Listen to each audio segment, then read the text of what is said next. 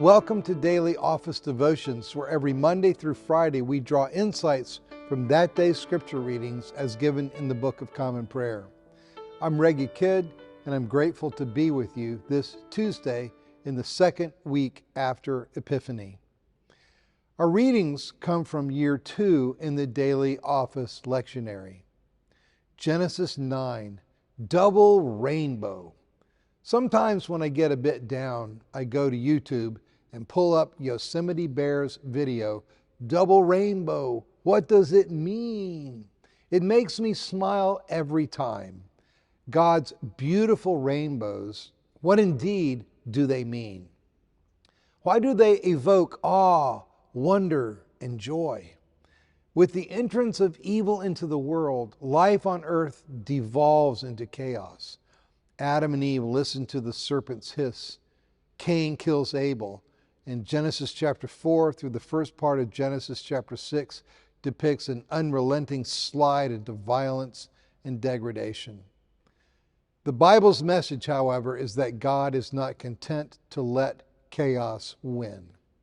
He intervenes, to borrow a phrase from the writer to the Hebrews, at many times and in various ways to reverse the tendency to pandemonium.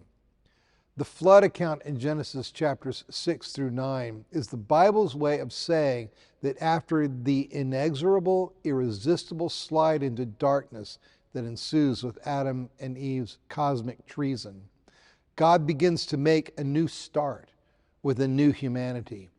A new humanity rescued from destruction by their association with the one righteous man, Noah. See Genesis chapter 6, verse 9. A new humanity consisting of 8 family members simply willing to get on the ark with him. When the flood subsides, God establishes with them and through them with the whole earth a covenant. Genesis chapter 9, verse 9. Their part in that covenant is a reprise of the instructions God originally gave to Adam and Eve. Fill the earth, tend it, care for it, draw out its potential for order and life, this time with the momentous responsibility of acting against evil instead of just watching things go from bad to worse. Genesis chapter 9, verses 1 through 7. God's part in this covenant is to place his bow in the sky. The Hebrew term for rainbow is the word for bow and arrow. Instead of having the bow pointed downward, aimed at us in judgment with arrow notched, God points his bow upwards. No arrow, in peace.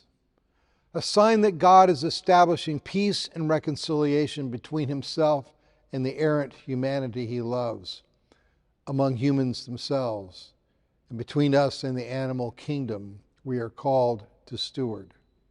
Double rainbow, awesome. What does it mean? Here's what it means. As part of God's new creation, we take God's side in resisting the rule of sin and death and decay. As long as there are rainbows in the sky, there's work for you and me to do. From firefighters rescuing kittens, to teachers turning back illiteracy, to students sorting out their place in this world, to anybody in law trying to make things right, or at least a little less wrong. Whatever you are called to do to make this world a better place, you are commissioned by God's covenant with Noah. John chapter 3. God so loved.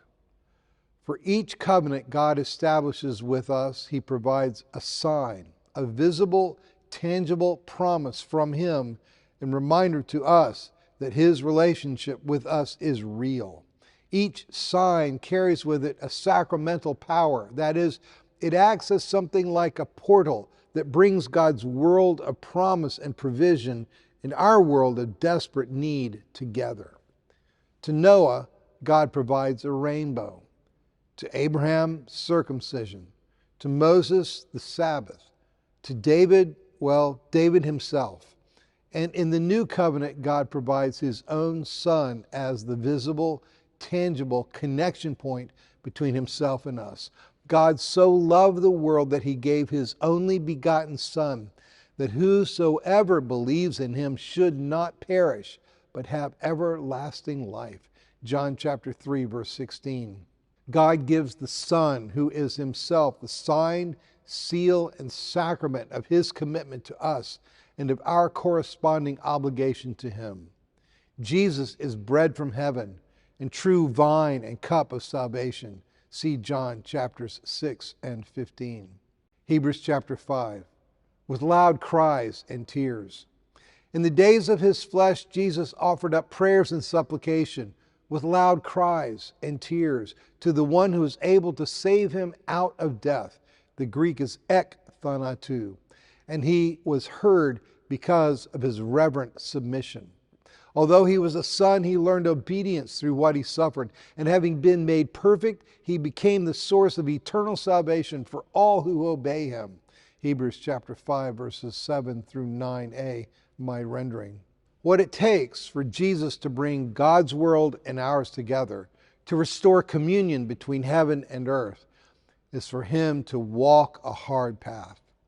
It's a path of learning obedience, not like us from disobedience to obedience, but from one level of obedience to another as he undergoes the entire gamut of human experiences, from potty training through adolescent desire to adult assumption of calling, all just like us, yet without sin. Hebrews chapter 4, verse 15.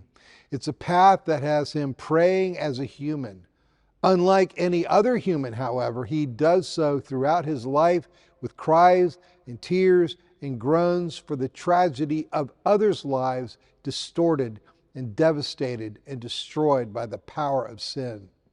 All the while, he also anticipates shouldering all of it on the cross that lies before him from day one of the incarnation.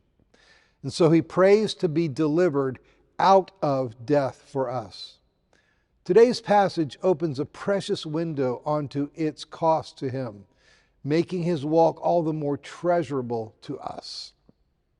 Be blessed this day.